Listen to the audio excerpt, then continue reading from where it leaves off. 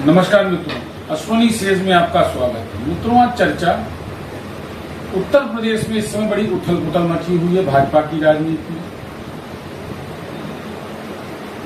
योगी आदित्यनाथ को लेकर के जिस तरीके से एक माहौल रचा जा रहा है उनके विरोध का, तथाकथित भाषा में क्या उनके पर कतलने का, क्या ये हकीकत है? ऐसे एक सवाल मेरे ध्यान में पहुंचा।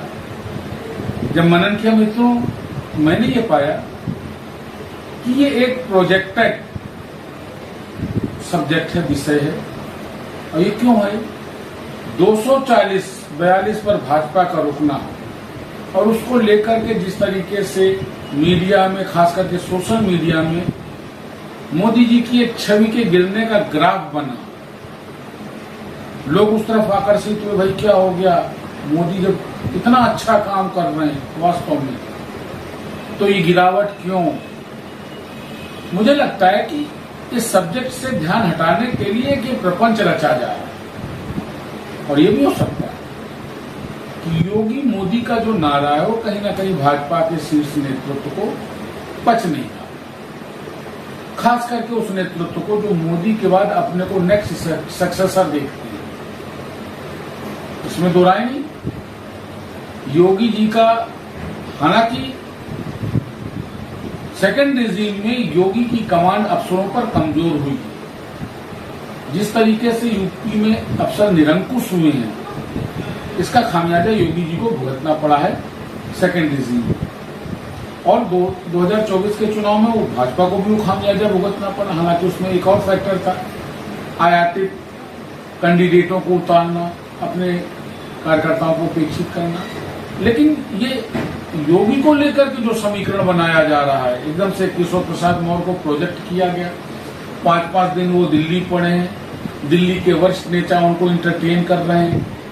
अगर वरिष्ठ नेता उनको इंटरटेन कर रहे हैं तो ये मान लीजिए कहीं ना कहीं से तो कोई मूवमेंट चल ही रहा है।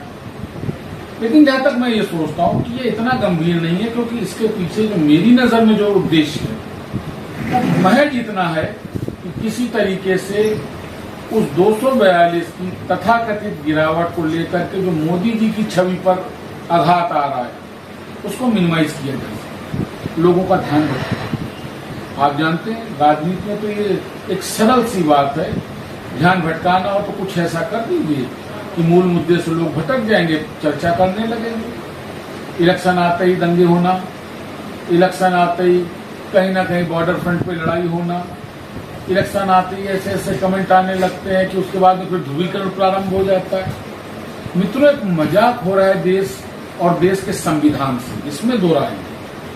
लेकिन इसका जितना सत्ता पक्ष दोषी है उससे कहीं ज्यादा दोष विपक्ष का है। तो मैं इसलिए कह रहा हूं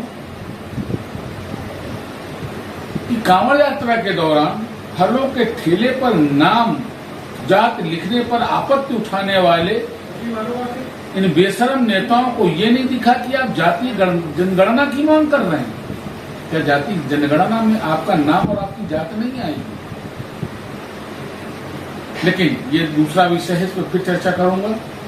अभी मेरी राय में योगी को लेकर के जो माहौल उत्तर प्रदेश में बन रहा है, ये बेसिकली नूरा कुश्ती है। और ये नूरा कुश्ती इसलिए है कि किसी भी तरह तथाकथित गिरावट को लेकर जो छवि प्रभावित होने की जो अटकलें चालू हो गई हैं, उनसे उस मूल मुद्दे से लोगों का ध्यान भटकाया जा सके। ये ऐसी मेरी सोच है। सोचिएगा, विचार करिएगा, फिर आपसे मुलाकात करूंगा। तो नमस्कार।